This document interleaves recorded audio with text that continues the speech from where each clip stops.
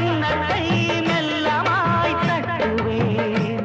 உன் காதிலே தேன் துளி சொட்டுவேன்